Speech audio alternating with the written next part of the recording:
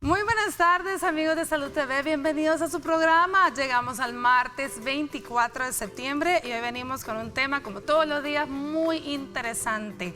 Hoy vamos a hablar sobre la rehabilitación auditiva.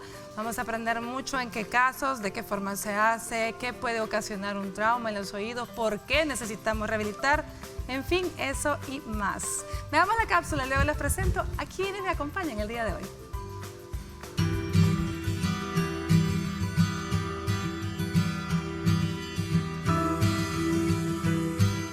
Frustrante no poder escuchar bien como para poder disfrutar de una charla con amigos o en la familia. Los trastornos de la audición lo dificultan, pero no lo hacen imposible y en la mayoría de las ocasiones mejoran con ayuda. Algunos de los posibles motivos por los que se puede perder la audición puede ser antecedentes familiares, enfermedades como las infecciones de oído y la meningitis, traumas, algunos medicamentos, exponerse mucho tiempo a ruidos fuertes y el envejecimiento. Existen dos tipos principales de pérdida de audición. Uno ocurre cuando hay una lesión en el oído interno o en el nervio auditivo. Este tipo es usualmente de carácter permanente. El otro tipo ocurre cuando las ondas de sonido no pueden llegar al oído interno. Esto puede producirse por acumulación de cera o líquido o por la perforación del tímpano. Cuando los problemas auditivos no se tratan, pueden empeorar. Por eso, si tiene problemas con la audición, necesita obtener ayuda. Entre los posibles tratamientos incluyen el uso de audífonos, implantes cocleares, capacitaciones especiales, algunas medicinas y cirugía. Cada 30 de septiembre se conmemora el Día Internacional de las Personas con Problemas de Audición. Y si quieres conocer más sobre el tema, quédate en sintonía de Salud TV.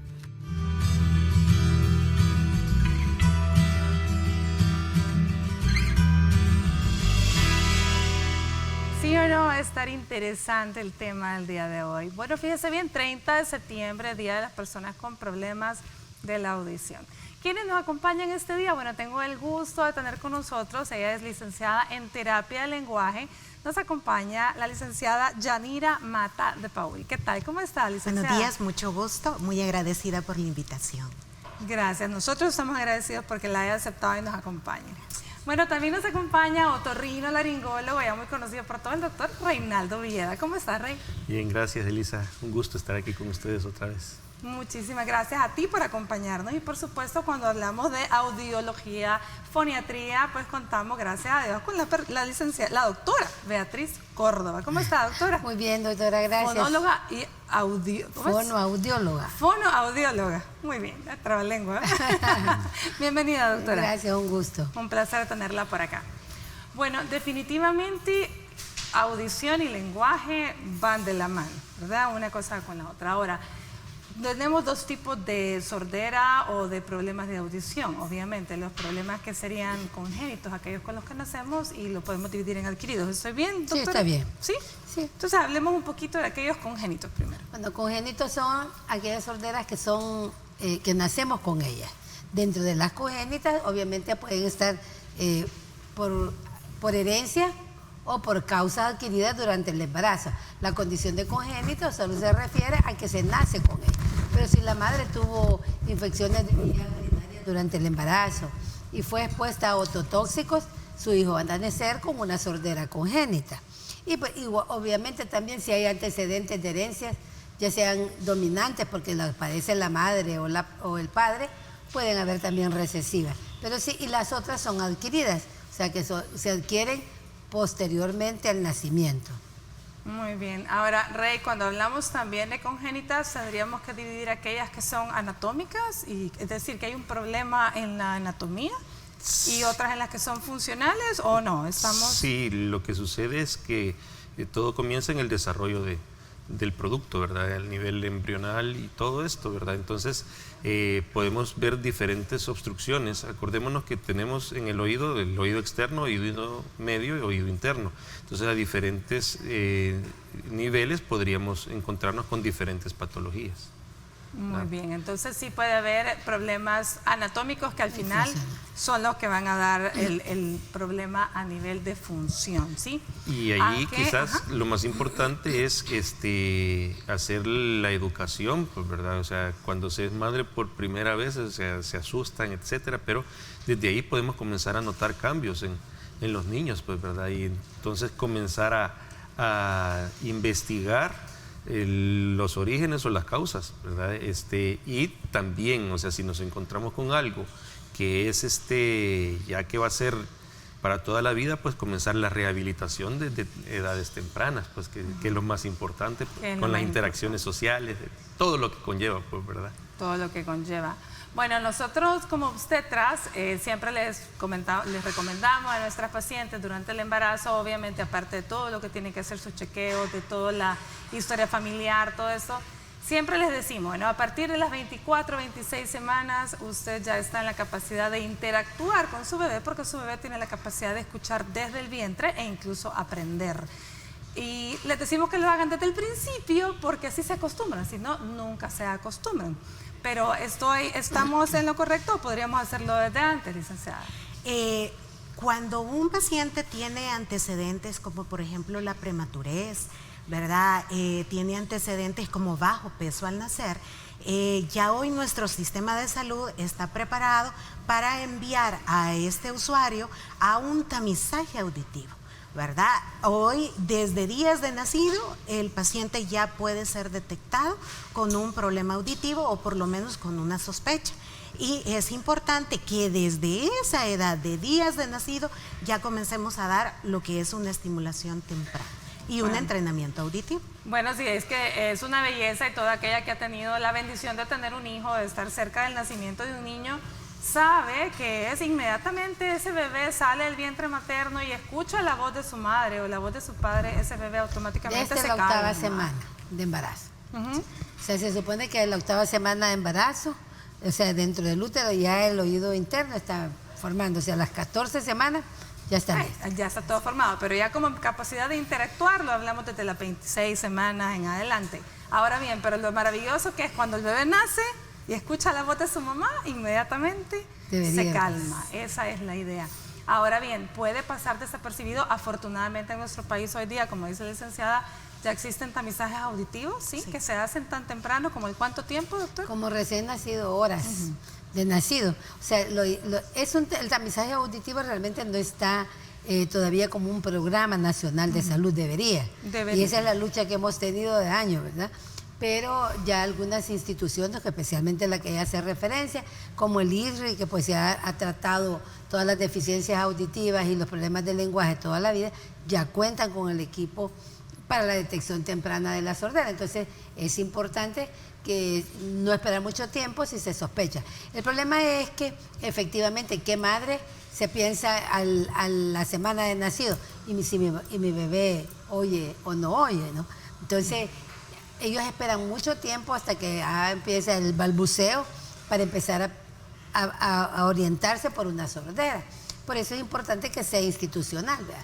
Niños con factores de riesgo, con factores adversos al nacer, niños con partos difíciles, con asociaciones sindrómicas u otra cosa, deberían ser referidos por un especialista, por un médico, por alguien que reconoce la patología asociada a la sordera para ese tamizaje.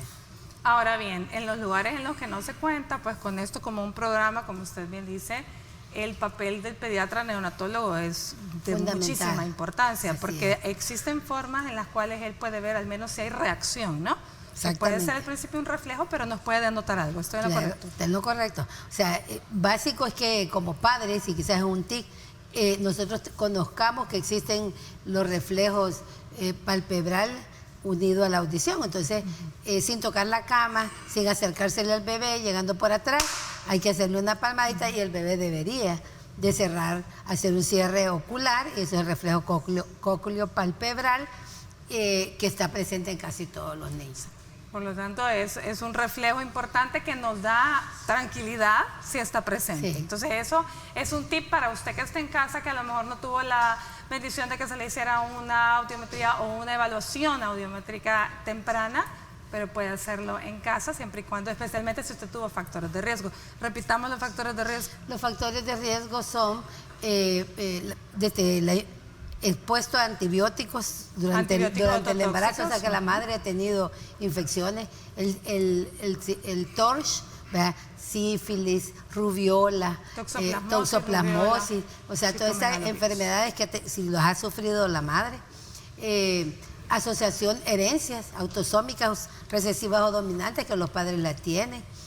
Factores adversos al nacer, hipoxias, prematurez, traumas craneanos. O sea, todos estos factores que se nos quedan dentro de los adiciones, alcoholismo, drogas en los padres, o sea, están relacionados con factores, con probabilidades o con riesgo de niños de sordera, ¿verdad? Y que si al nacer, por ejemplo, tienen anomalías estructurales externas, como ausencia de orejas, o no solo eso, sino que pequeñas físulas, porque tienen el mismo origen del oído interno. Entonces esos niños tienen que pasar por un tamizaje auditivo. Bueno, entonces hemos hablado a este momento de los niños que pueden tener algún déficit auditivo congénito, es decir, al momento del nacimiento. Vamos a escuchar qué nos trae Astrid Ábalos en el avance de TN21 y luego volvemos con más del tema de hoy.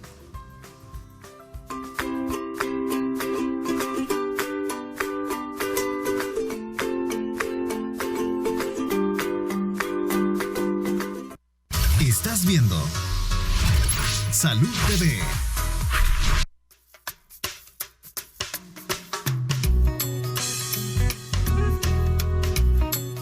Bueno, ¿cómo se puede cuidar? No yendo mucho los audífonos, pero ese es un problema y cuando uno está trabajando hay que protegérselos. Eso es lo primero, porque yo estuve trabajando bastantes años y eso a mí me afectó, porque como al principio no los protegíamos, pero ya cuando me dijeron que tenía un problema, y ahí sí, esa es la mejor manera de protegerse los oídos.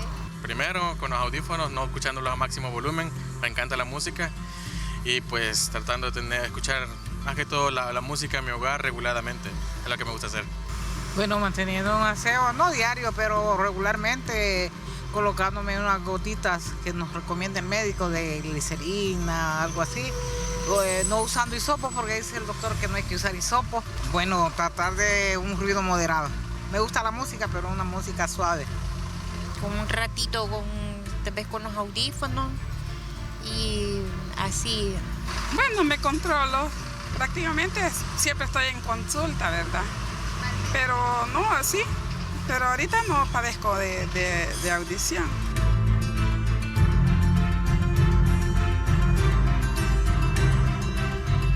Muchísimas gracias a todas las personas que siempre responden a nuestro sondeo. Aquí los colegas se alegraron cuando escucharon que no hay que usar hisopos. Lo hemos logrado, ¿verdad, Rey? Sí, lo logramos. Definitivamente, hemos logrado que entendamos que nos podemos lastimar los tímpanos o metemos más ese tapón de cerumen y ocasionamos pues mucho más daño. Bueno, hablamos de aquello congénito, ya escuchamos que se puede hacer el diagnóstico bien temprano. Ahora bien, ¿qué pasa más adelante en la vida escolar? También se sugiere, licenciada, usted no me deja mentir, algunos colegios piden esta evaluación, los kinder, antes de entrar, ¿no? Sí, usualmente hay algunas instituciones educativas que están solicitando lo que son audiometrías, ¿verdad? Estas ya se hacen sobre todo a niños mayores de 4 años porque ya comprenden la consigna a realizar para podernos dar cuenta si él está escuchando o no está escuchando, ¿verdad? Y la verdad es que todos deberían de solicitarla, no solamente algunas instituciones, todas por regla general debería de hacerse. Todos deberían de hacerlo, tiene razón. Háblenos un poquito de la importancia que tiene la buena salud auditiva con el lenguaje, principalmente pues en los niños. Definitivamente la audición es la base, ¿verdad?, de un lenguaje oral o de la palabra hablada, que es en sí lo que nos caracteriza como seres humanos. O sea, es una característica solamente del ser humano lo que es una comunicación a través del habla.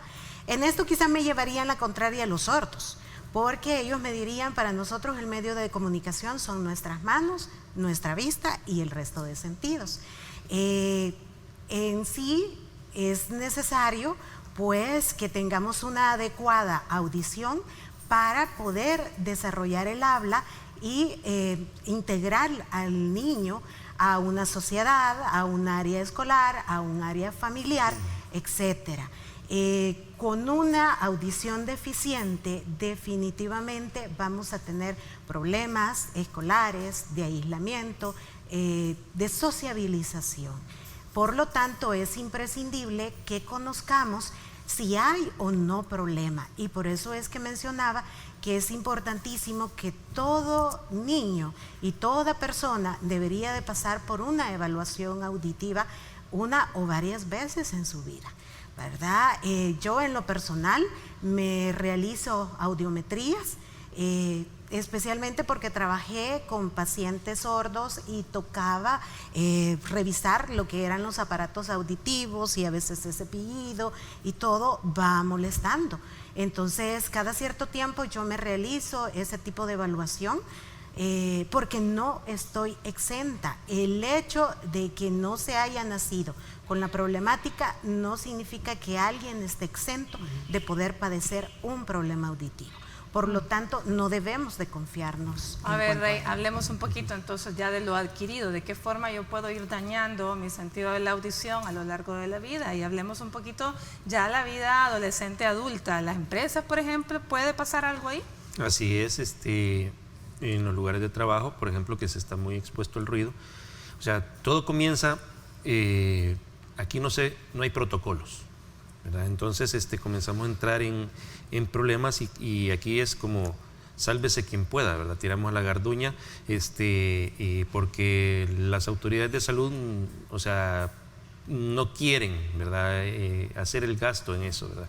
Yo tengo el caso aquí con la doctora que trabajamos juntos, como ella ha luchado por tener todos esos tamizajes, pues, ¿verdad? Y hasta la fecha no se ha logrado, pues, en El Salvador. ¿Cuánto tiempo tiene ella de estar en audición y lenguaje, ¿verdad? Trabajando, ¿verdad? Y no se logró hacer.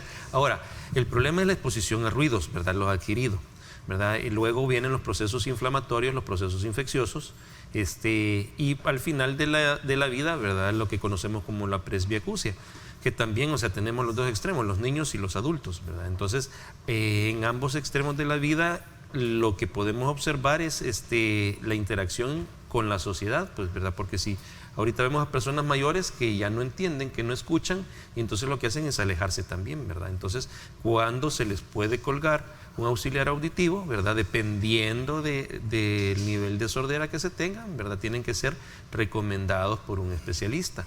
Ahora, no todos los auxiliares auditivos que se encuentran en el mercado le van a funcionar, pues, ¿verdad? Por eso se necesita de las personas idóneas, ¿verdad? Para poder hacer esa rehabilitación. No solamente es esto me sirve a mí, y es como los aros, ¿verdad? De los lentes. Si yo me quito mis lentes, no se los puedo dar a otra persona no me los puede dar a mí. Así igual los aparatos auditivos, ¿verdad? A ver, licenciada, entonces, bueno, la licenciada habló ya, la licenciada Mata habló sobre que ella se hace una evaluación cada cierto tiempo. La gente que está en casa quiere saber cuál es el tipo de evaluación que yo me puedo hacer y en qué momento para saber si he perdido algún nivel de audición. Como mencionábamos, es importante algunos hitos de desarrollo o momentos en la vida. Primero es los primeros 5 años, porque ahora existe una norma y quizás vamos a hablar en algún momento de los métodos de rehabilitación para el sordo, especialmente el sordo profundo. Pero es importante saber si mi hijo oye, y el protocolo es al 136. Al mes la vamos a hacer un tamizaje y vamos a separar estos oyen, estos no oyen. A los 3 meses tenemos que haber confirmado la sordera. Si el niño tiene sordera, tenemos que decir, ok, este niño va para una evaluación auditiva completa. Vamos a determinar cuál fue la causa, cuál es el origen y qué pérdida, qué grado de severidad de pérdida auditiva tiene. Y para los 6 meses debe estar con su aparato auditivo. Eso le permitirá a un niño empezar a desarrollar la parte fonemática, o sea, la discriminación de los sonidos, de las palabras, y poder llegar a la comprensión. Eso es un buen momento, por eso es un buen momento el nacimiento. Pero bueno, tenemos la sordera que se nos escapa del momento del nacimiento y se llama la sordera diferida, y eso es otro buen momento, la entrada al kinder o a la escuela primaria. Lastimosamente las escuelas públicas no lo están haciendo y nos damos cuenta pues, por retardos en el aprendizaje, porque el niño repite el grado, porque lo sospecha la maestra, que llegan los niños a evaluación. Recuerdo el caso, no le voy a poner nombre, de una maestra de un buen colegio aquí, que su hijita era un poco tímida y me decía, pero es una niña inteligente, ella hizo pruebas de psicología y sus compañeritos, yo soy maestra de ellos y mis compañeras maestras, miran que mi hija no tiene el mismo desempeño que los otros niños. Le hacemos una audiometría a la niña, estoy hablando ya de quizás 8 o 9 años. Había pasado todo el kinder y toda la primaria, nunca lo sospechó. La niña tenía una sordera unilateral profunda, solo oía con un oído. Entonces, ¿qué pasaba? Que si el maestro se pasaba por este lado, que antes era muy común que le hicieran el dictado, la niña dejaba en blanco los pedazos en el cuaderno porque no le escuchaba. Claro. Cuando pasaba por el otro lado donde escuchaba, entonces continuaba escribiendo. Y eso se reflejaba en el bajo rendimiento de la niña. Exactamente. Y además la niña, para la madre había sido una niña desobediente. Y perdonen la palabra, los burritos de la casa, ¿verdad? Pero nunca sospechan que puede tener una sordera, a veces media, que les permite desarrollar su lenguaje, pero que no les permite discriminar el lenguaje específicamente más. Bueno, entonces ya sabemos, en cualquier momento en el que usted considere que hay una pérdida de audición, pues están las pruebas de audiometría, ya la doctora estableció cuáles son los idóneos que no se deben de dejar perder, pero luego, pues en cualquier momento de la vida. Vamos a hablar de la rehabilitación de los sordos en el siguiente bloque, pero ahora quiero que recordemos todo el mes de septiembre nuestra campaña de concientización sobre el Alzheimer. Acuérdense que la campaña de salud mental ahora es Hablemos de Demencia. Tenemos la segunda parte del testimonial que comenzamos a ver ayer. Doña Juana Ibáñez de Tejada, ella es esposa de don Alfonso Tejada, paciente con Alzheimer. Escuchemos su testimonio.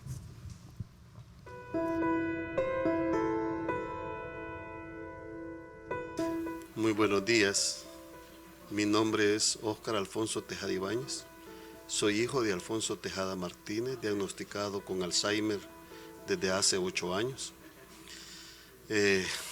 Contarles un poco la experiencia de ver a su padre diagnosticado con una enfermedad cruel, le llamamos nosotros, porque de alguna forma, o no de alguna forma, impacta bastante a la familia. En el caso mío particular y de mis hermanos, sin temor a equivocarme, les puedo decir que nosotros tuvimos un padre amoroso, activo, profesional. Él es un profesional de la contabilidad, es licenciado en contaduría pública. Una persona que hacía mucho ejercicio, que jugaba, le gustaba pasear mucho. De nuestra infancia él fue una persona que nos dedicó mucho tiempo, y cuando la diagnostican con Alzheimer, la primera que usted tiene es una cuestión de que usted sabe que es una enfermedad grave, no conoce mucho de la enfermedad, pero sabe que se está enfrentando a una situación difícil. En el caso nuestro particular, quizás ya un poco sabíamos algo, porque la mamá de mi padre padeció de la misma enfermedad y murió por ella. Pero igual, cuando ya le toca a su padre o a una persona cercana, usted empieza a leer y a investigar de qué se trata la enfermedad del Alzheimer. Y cuando usted se va dando cuenta de que la enfermedad es cruel y que con el tiempo usted va perdiendo a aquel ser querido, a aquella persona que usted ama, a aquella persona que siempre estuvo dispuesto a un consejo y apoyarnos como de padre a hijo, sí es bien doloroso, es bien doloroso.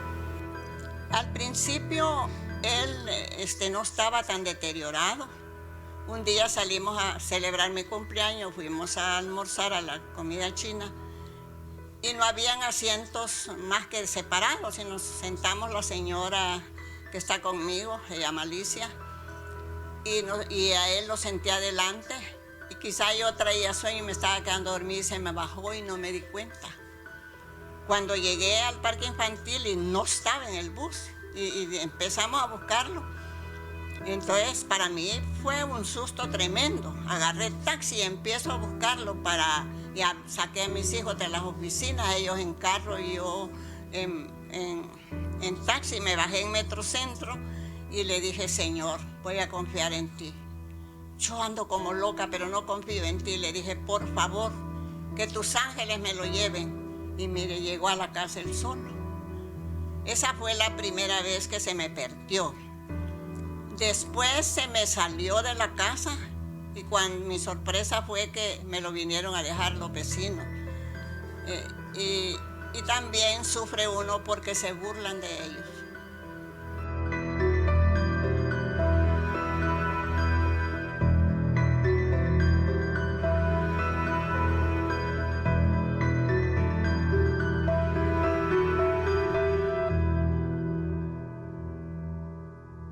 Muchísimas gracias a la familia Tejada por compartirnos su testimonio. Definitivamente no creo que sea posible que alguien pueda burlarse de una enfermedad tan cruel y tan dolorosa para los familiares.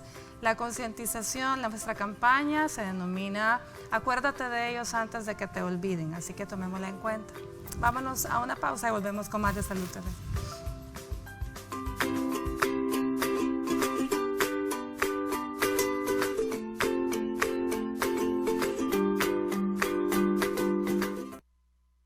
En nuestro cuerpo existen hormonas encargadas de cumplir distintas funciones. ¿Quieres saber cuál es la hormona del amor? Conoce la respuesta al regresar. En nuestro cuerpo existen hormonas encargadas de cumplir distintas funciones. ¿Quieres saber cuál es la hormona del amor? El cerebro libera oxitocina, que es la hormona relacionada con la capacidad de construir lazos interpersonales saludables. Actúa como una especie de droga para quienes están en una relación a largo plazo, y esto podría explicar por qué nos sentimos mal al terminar con nuestro ser amado, ya que se presenta una baja en los niveles de la hormona del amor.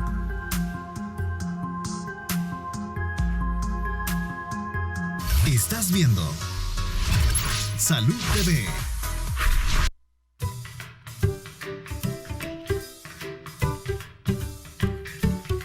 Bienvenidos a una edición más del Taller de Mamá. Soy licenciada Vanessa Chicas, terapeuta ocupacional. En esta ocasión vamos a hacer un tablero sensorial.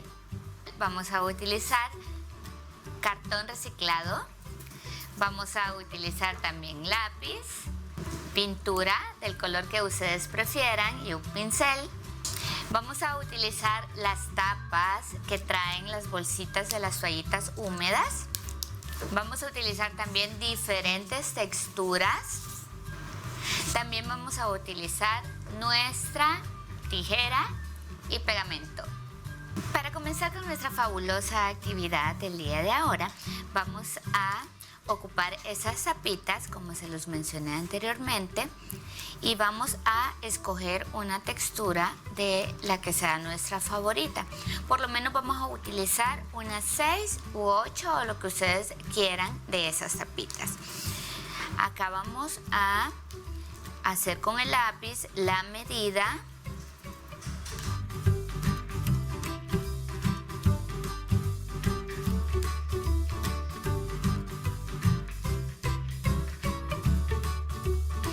Eso nos va a ayudar a que nuestros bebecitos puedan tener diferentes aportes en el tacto. Si se fijan acá ya lo pegué para que esto quede bien fijo. Esto nos va a servir para nuestros bebés desde que comienzan a gatear. Desde los 8, 10 meses podemos utilizar esto con nuestros bebés. Acá lo pegamos y si se fijan, los bebés, el propósito es que ellos abran la tapa y toquen la textura. Le vamos a poner un poquito de pintura. En esta ocasión yo escogí el color amarillo.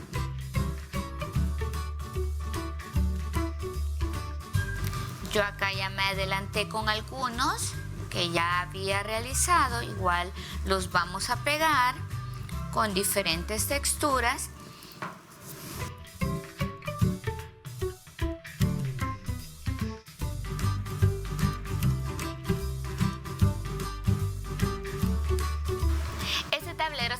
Recuerden que lo pueden hacer para sus niños, bebés de a partir de 6, 8 meses de edad hasta los niños de 5 años.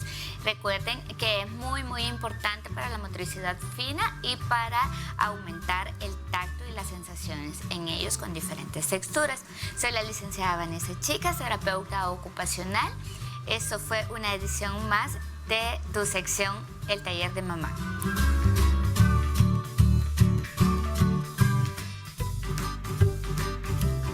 Gracias, licenciada Vanessa, chicas, por esos consejos que obtenemos todos los martes en nuestra sección El Taller de Mamá. Bueno, continuamos con el tema del día de hoy. Estamos hablando sobre rehabilitación auditiva. Ya escuchamos cuáles son realmente las causas que podemos tener de sordera adquirida, al igual que la sordera congénita, y cómo hacemos el diagnóstico en cualquier momento que se sospeche. Ahora bien, ¿qué vamos a hacer, Rey? Cuando finalmente tenemos diagnosticada una sordera, ¿cuáles son los pasos a seguir para comenzar el tratamiento y rehabilitación? Pues lo ideal, ¿verdad? Porque aquí en El Salvador no se hace lo ideal, es referirlos, ¿verdad? Este es un equipo multidisciplinario el que debería estar alrededor del paciente, ¿verdad? O sea, tendríamos que tener psicólogos, psiquiatras, las personas que rehabilitan, otorrino, etcétera, pues, ¿verdad?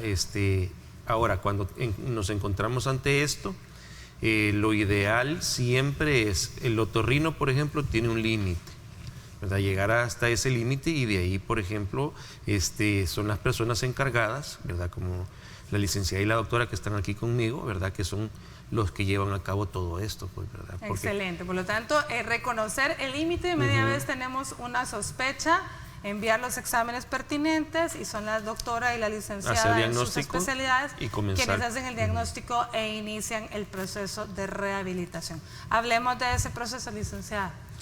En este proceso pues influye mucho la pérdida auditiva y si el paciente está protesizado o no, ¿verdad? Hay diferentes tipos de pérdidas auditivas, pero si hablamos en el caso la aural, que es una pérdida en la que ya usualmente no se utiliza un auxiliar auditivo, porque más que todo le serviría al paciente como alerta, ¿verdad? En este caso nos vamos a ir directo a un entrenamiento aural de utilización de señas y de labiolectura, ¿verdad? En el caso de los de mayor pérdida auditiva. Pero si estamos hablando de pérdidas auditivas leves, en estos casos no utilizamos ni lenguaje ¿verdad? Signado, ni tampoco labiolectura, sino que son niños y tampoco prótesis auditiva. Las prótesis auditivas más que todo se utilizan en diagnósticos con pérdidas auditivas o hipoacusias moderadas y severas. En nuestro medio contamos con auxiliares auditivos que tienen una ganancia de aproximadamente 40 decibeles nada más.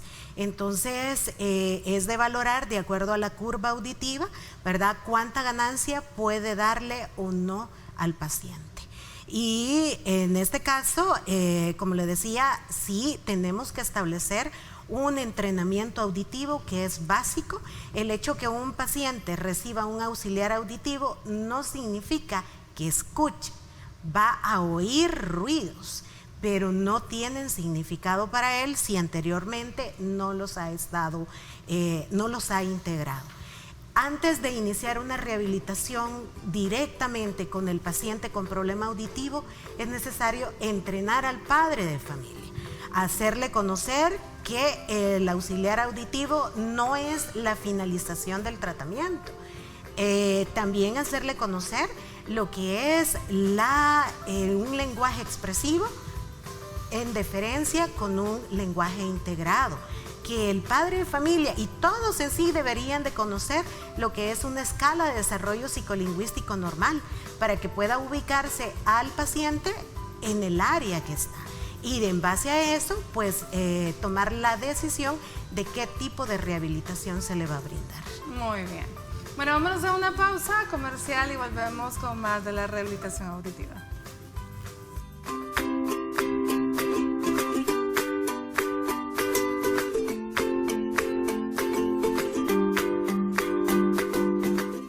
Estás viendo Salud TV.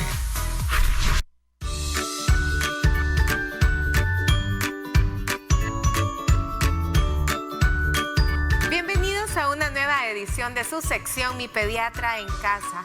Soy la doctora Vanessa Artiga y en esta ocasión estaremos hablando acerca de la hipnopedia. La hipnopedia es un término no muy reciente, por el cual fue descrito hace más de 30 años por un psicólogo que estableció que en alguna relación con la que usted tiene una dificultad con su niño, ya sea con el comportamiento y en algunas ocasiones cuando los padres trabajan todo el día fuera del hogar y tienen un poco acercamiento, este puede ser una alternativa para también expresar amor y que su niño sea feliz. La hipnopedia consiste en el establecimiento de palabras de ternura sutiles que generalmente se establecen en el sueño amor. Este sueño es el que aproximadamente el niño cae en profundidad 2 horas posterior a que ha sido acostada en su cama, por lo que unas palabras dulces, sutiles o si usted desea que su niño tenga un diferente comportamiento, puede ser la alternativa de acercarse junto a la cama y poderle expresar todos los deseos para que su niño al día siguiente pueda amanecer con una actitud totalmente distinta. Este establecimiento de este vínculo no va a influir tampoco en el comportamiento de su niño cuando esté consciente. El decirle palabras de ternura a su niño mientras está profundamente dormido puede ser otra alternativa que usted utilice para que el comportamiento de su niño cambie. Esta fue su sección Mi Pediatra en Casa. Soy la doctora Vanessa Artiga. Hasta pronto.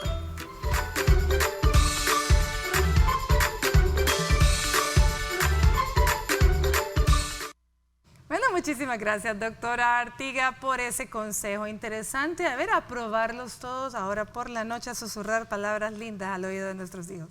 Bueno, estamos hablando de rehabilitación auditiva. Ya escuchamos por dónde se comienza, en qué consiste, dependiendo de la severidad del caso. Hablemos un poco más, doctora. Bueno, en caso que tengamos un diagnóstico confirmado de sordera, lo ideal es poner una prótesis auditiva, pero la idónea, la que el niño necesita, no la que nos van a donar, no la que nos pasó, porque el doctor decía, pues no todas las prótesis son aptas para todo tipo de sordera, es lo uno. Lo siguiente es que también hoy ya hay muchos aparatos que tienen un poco más de ganancia de lo que mirábamos antes, o sea, ya tenemos aparatos con salidas de 70, 80 decibeles y necesitamos ponerle el aparato al niño antes de los 6 meses y empezar a oralizar al niño. Métodos de rehabilitación hay muchos. Si lo logramos pescar antes de los 3 años, idealmente lo oralizamos. Yo soy oralista, en principio cuando llegué al país era oralista pura. Definitivamente tuve que adaptarme y comprender muchas cosas. Lo primero es que los padres consultan muy tardíamente. Cuando un padre a los 3 años le dice, creo que no, nos hemos perdido ya la estructura del lenguaje. O sea, esa estructura que dice, mamá quiero comer, se perdió. Probablemente le va a decir, si lo tomamos a los 3 años y le ponemos un aparato, mamá comer yo, ¿verdad? O sea, se pierde la estructura fundamental de la lengua que hable el niño. Pero también es importante que los padres estén comprometidos, lo que la licenciada Mata decía. Ponerle un aparato a un niño no quiere decir ya le llegó todo, ya entendió todo. Entonces los padres tienen que participar. Los mejores terapeutas o logopedas de un niño sordo son los padres. Yo he conocido niños sordos que participan, que llegan a las grandes ligas en universidades, que tocan instrumentos musicales sin oír nada. O sea, que sus padres han vivido ese proceso de cerca. Una terapia de 2 veces a la semana es insuficiente. Un niño sordo profundo debe tener terapia de sus padres, de su abuela, de su tío, de su hermano, de la institución, todos los días, con una buena prótesis. Y de ahí depende el método que escojamos. Cuando este niño llegue a los 5, 6, 7 años y ha pasado, porque dicen que señas en cualquier momento de la vida, pero hablar solo en los primeros 5 años de la vida. Entonces no perdamos tiempo en empezar a hacer señas a los 5 años. Tratemos de oralizar con una buena prótesis, con un buen aparato auditivo y luego, para los 7 años, si yo me doy cuenta que el niño no tiene esa habilidad lingüística, por muchas razones, porque son en la casa, tienen deprivación sociocultural, porque los padres los esconden, porque los padres no les hablan, porque los padres no quieren aceptar el problema de su hijo y el niño se pierde lo más importante del desarrollo, que son los primeros 5 años. Entonces cuando llega a los 7 años, 8 años, ya casi no es un fracaso, porque yo no quiero decir que hablar de señas es porque son fracasados. Pues no. Entonces sí nos toca integrar y ya lo hacemos bimodal. O sea, va a usar su aparato, va a tratar de ser fonemáticamente, pero nos interesa que comprenda, que tenga el concepto, y entonces empezamos señas.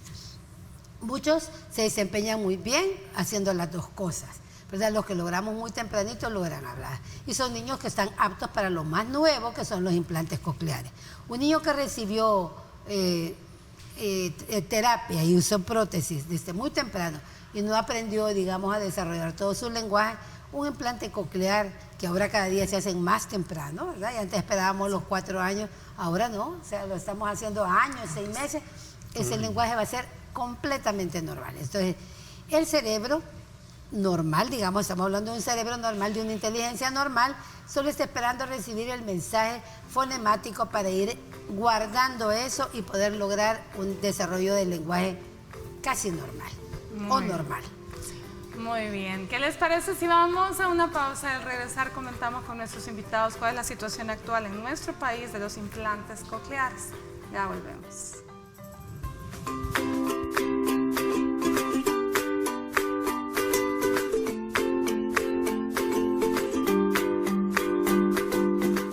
Estás viendo Salud TV.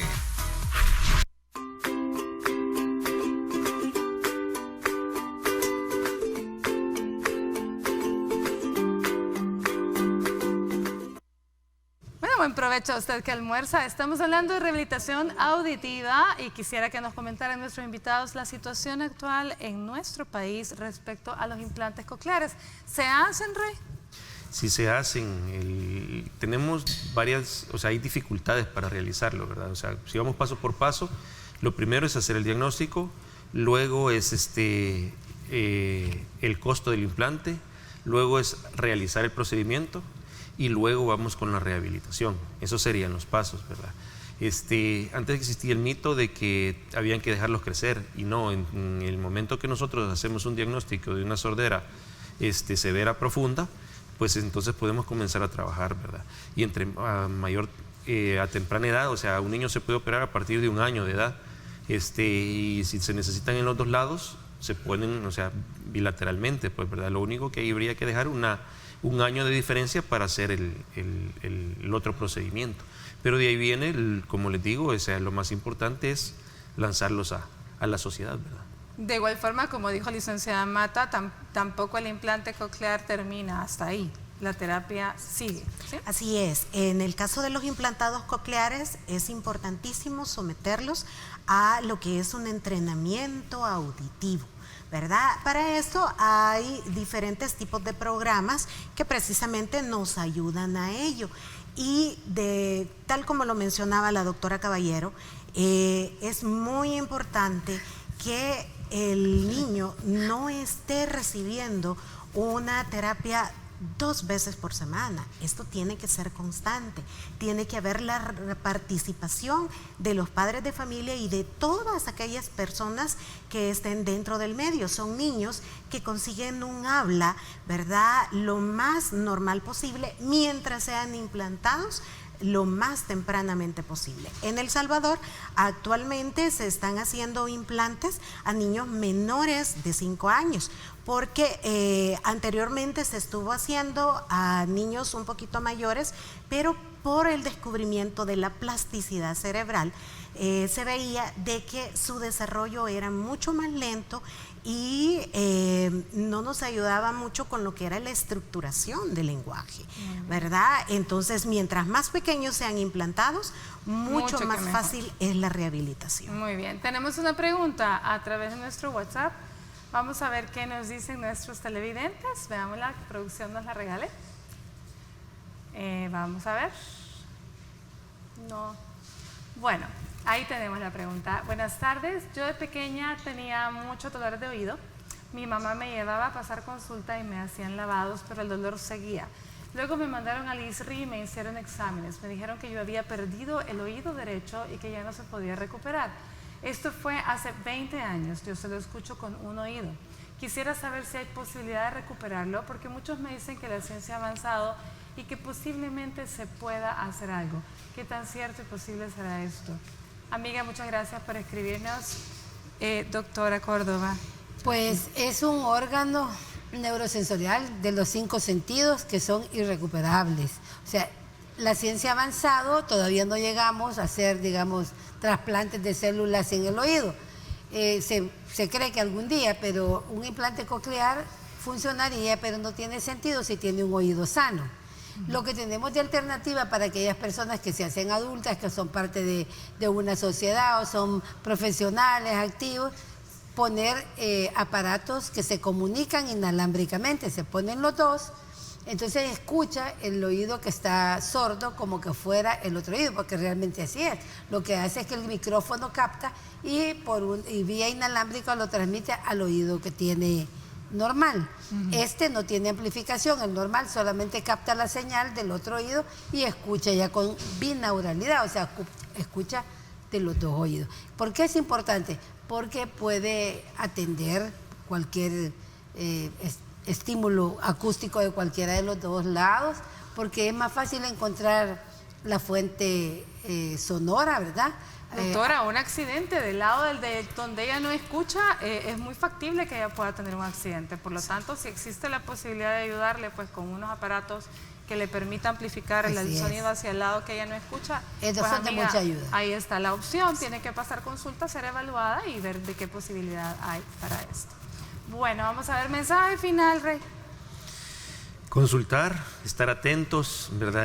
Pedirle sabiduría a Dios a los papás que comienzan, pues, ¿verdad? Para poder desarrollar de la mejor manera a los hijos, que es lo que Dios nos manda, ¿verdad? Así es. Bueno, el tiempo se nos terminó, licenciada Mata, fue un placer tenerla por acá, doctora Córdoba, como siempre, doctor Villeda, muchísimas gracias, pero principalmente gracias a ustedes. El día de mañana vendremos a hablar de un tema que no pasa nunca de moda, una enfermedad muy temida, y es la rabia. Así que no se la pierdan. Por hoy, que disfrute su martes y que Dios los bendiga.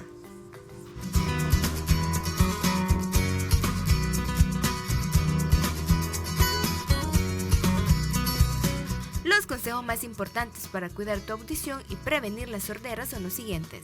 En primer lugar, debes usar un casco y materiales especiales que aíslen el ruido, sobre todo en aquellos casos en los que los labores profesionales requieren someterse a sonidos perjudiciales como la audición, como obreros o empleados de discotecas. En el caso de los jóvenes es importante educarlos, informarlos y hacerles tomar conciencia de los daños de usar reproductores de música y auriculares a un volumen lesivo, así como de llevar a cabo prácticas poco seguras para la audición.